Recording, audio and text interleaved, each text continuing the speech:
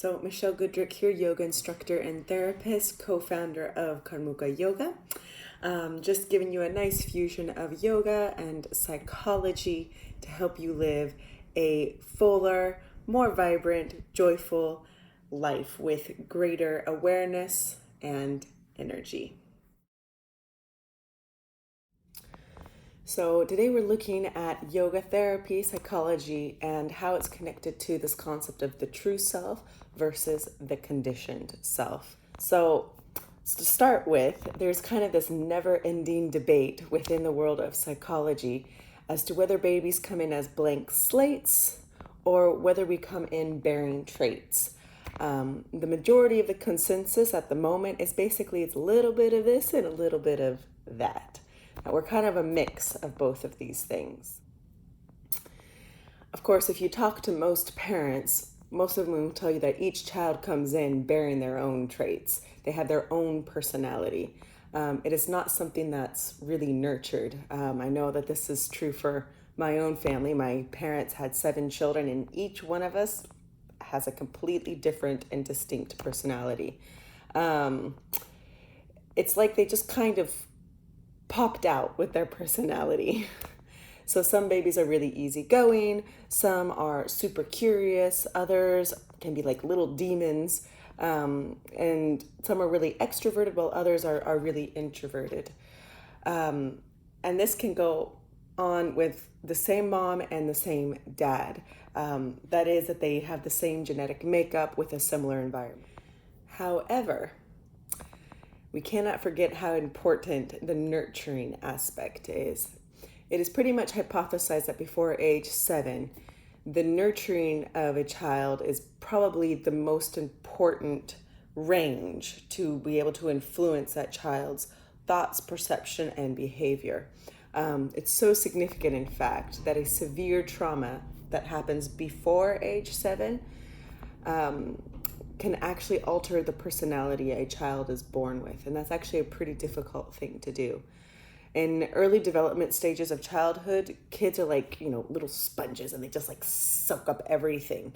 And they just store it up, and they then spit it back out. And oftentimes they don't even know what they're spitting back out.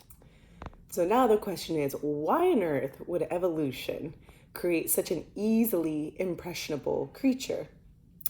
So according to evolutionary psychologists and sociologists, this process is a very important part of the social adaptation, which is fundamental to basic survival. It enables a child to be able to learn and adapt all the subtle cues and language necessary to be able to be accepted into its tribe. Now, I know in this modern age of technology and internet, as well as a society that's very individualistic, we can often forget how important our relationships are or were to our evolutionary survival, and actually still are to our current survival. So, for example, let's take a lion, a wolf, or a crocodile, right? Or even like a small house cat. We can even just go with a little house cat. Placed in the wild, in comparison to a small human child, whether that be a child of a couple months or a child of 3 years, right? Which one of these creatures is most likely going to survive? Okay. My bets are one of our 4-legged friends. This is very significant because the human child, the human being as well, is actually quite frail.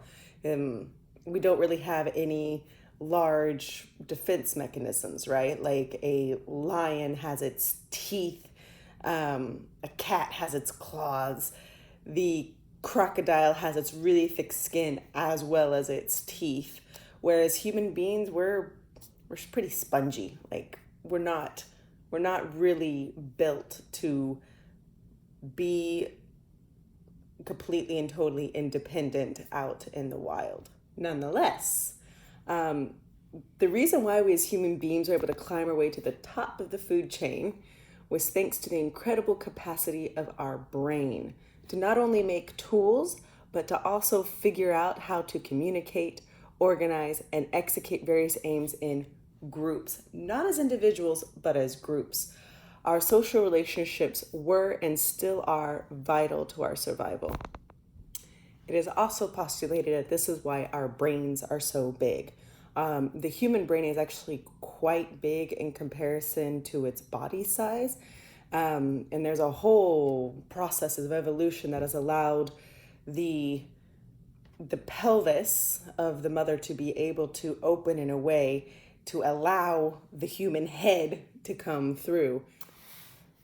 So hopefully with that, you can kind of see how important, from an evolutionary perspective, this necessity for our own survival exists within our capacity to be able to socially connect with other human beings, okay?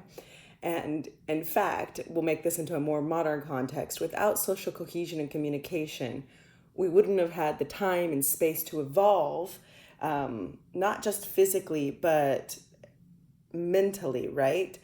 To where you can now see and hear me talking to you on this screen. This whole experience that we're having didn't happen because one person had an idea. It happened because there were many people throughout a specific time frame that thought of ideas, communicated these ideas, and then created something out of that communication. So I started with the whole genesis of humanity and social connection so that you can understand why we as humans and our evolutionary need for connection and social acceptance can be easily manipulated by both authority figures and peer pressure. This can cause us to lose sight of who we truly are and what our true selves truly desire and value. So for the first example, I'm going to just give a very brief summary on the Milgram experiments. Now, these were experiments that were done soon after the war trials of Nazi Germany. And basically, it was in an effort to try and understand how on earth could so many people follow the dictates of basically a psychopath, right, of Adolf Hitler. So the brief synopsis is that you've got two people are what we call confederates or actors, like they know what the purpose of the experiment is. And then you've got one other person who doesn't really know the true purpose of the experiment. They're the volunteer, right?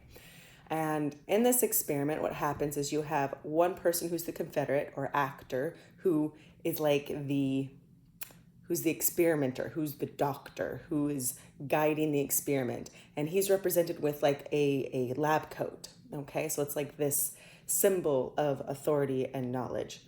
And then you have another person who's sitting back behind a wall who is going to be receiving certain shocks from the volunteer, okay?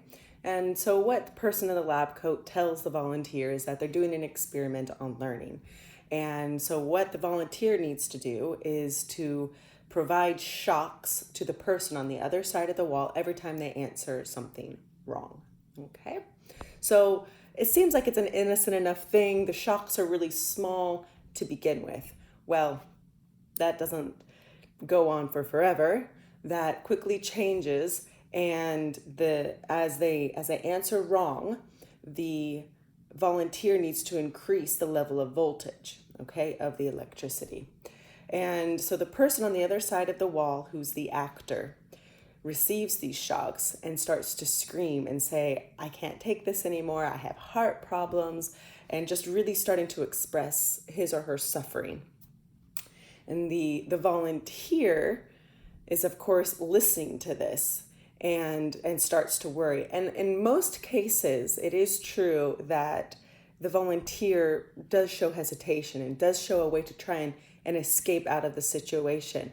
But the authority figure, who's the person in the lab coat, just keeps saying, keep going, until finally, in the mass majority of the cases, as in some cases, as much as 90% of these volunteers actually end up killing the person on the other side of the wall, in the sense that they believe that the silence that they receive essentially means that the person has received enough of a shock that it's been mortally damaging.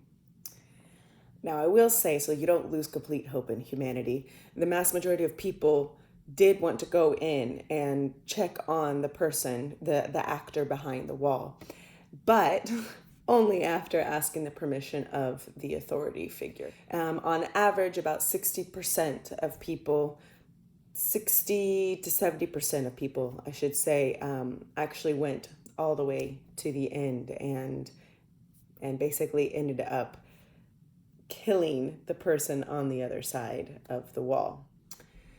So that's an example of how easily the human beings are manipulated and controlled by perceived authority figures. The next example is actually going to take that authority figure and move it into the pressure of a group. So the Asche experiment basically took you had a group of about 8 people who were all in on it. They were all actors. They were all Confederates in the experiment. And then you did have the authority figure was basically taken out of the experiment. They weren't in the room. And then you had the volunteer who came in, who didn't know that these other guys were all cohorts of the experiment. They were all actors. So what happens? You basically had 3 lines that were really obviously different. It wasn't like there was any ambiguity in the size of these lines.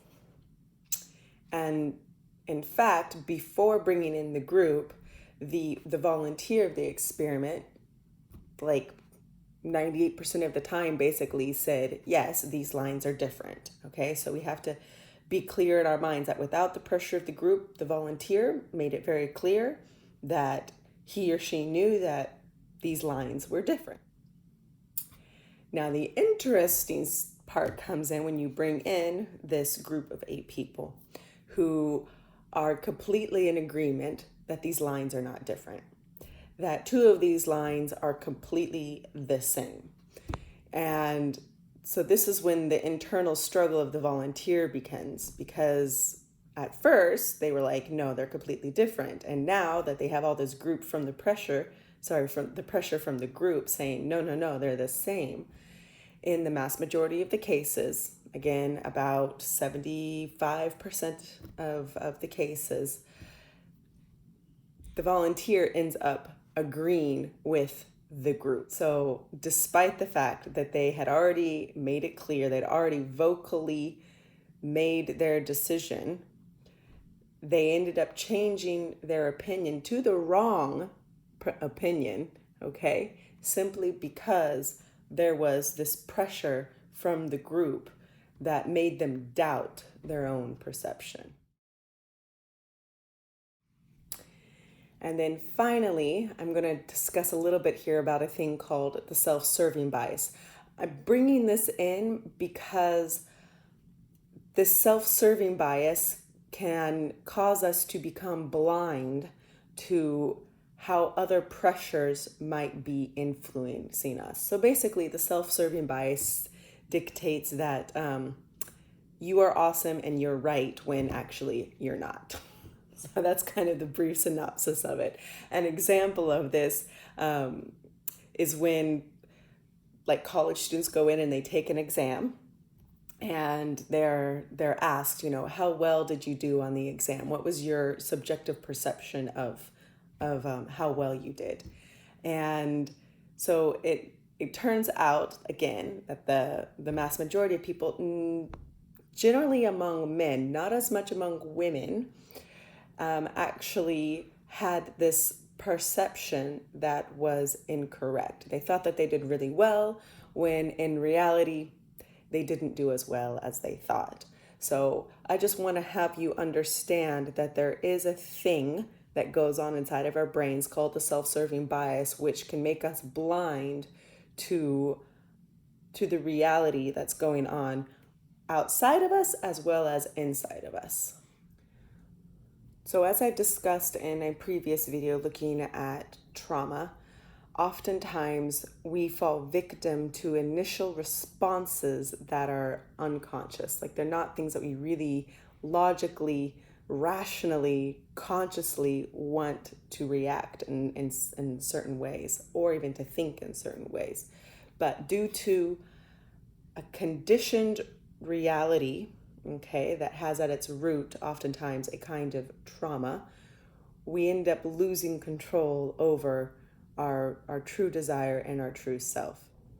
So, how do we start to regain that control? How do we start to increase the sense of internal control? As we work with the mind, body, and breath on an individual level, the true and independent spirit of the human being is able to shine forth.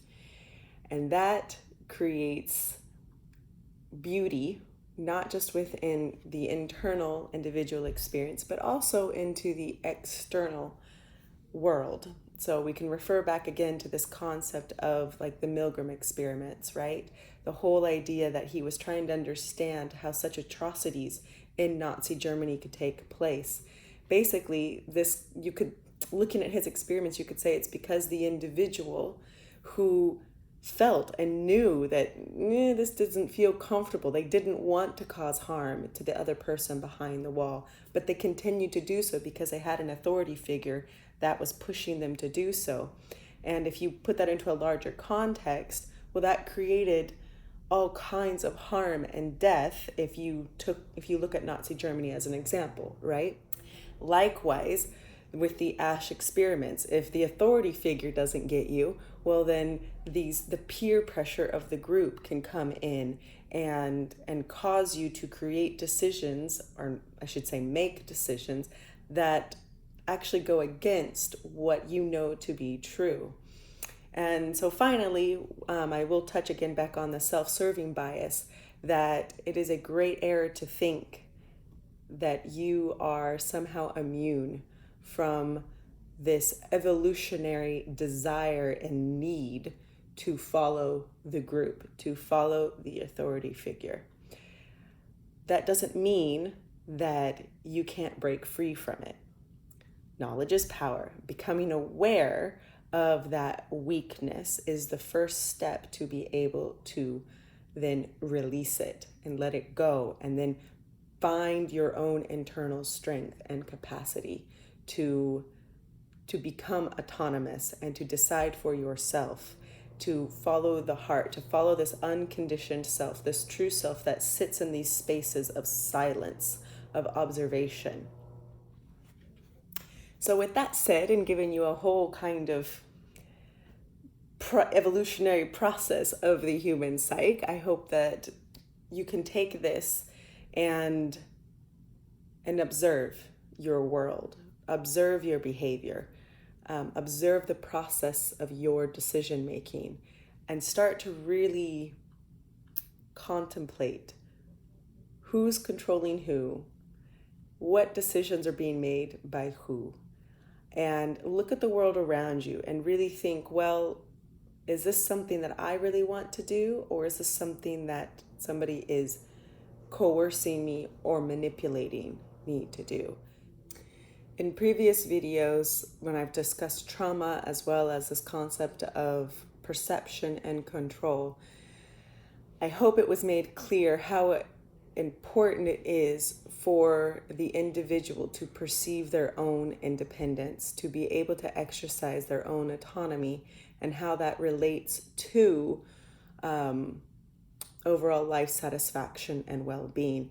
And overall life satisfaction and well-being isn't just translated into a happier human being. It translates into an overall healthier organism as well.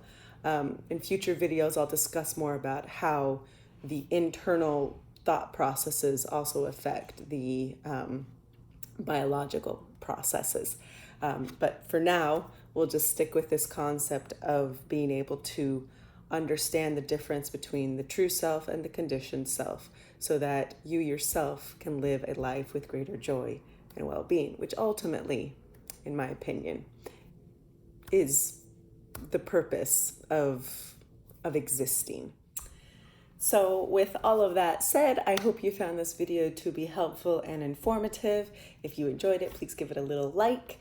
And if you would like to be informed of future videos, please subscribe to the channel and you'll receive a nice little ding in your inbox letting you know when I've gotten myself together to be able to give you another little video. If you would like to attend any of the online classes, the workshops or courses, or if you would like to be informed about any of the in-studio workshops I'm giving around the world, or if you would like to set up an individual session, please visit the website at karmukayoga.com, and there you can send me a little email and let me know what times would work for you to be able to set up a session, or if you would like to attend any of these classes, as well as just being able to see the schedule and seeing when class times are available. So with that said, I hope that again, you turn off this little gadget, you get yourself outside and get yourself around some other human beings that allow you to be your true self. Ciao, ciao.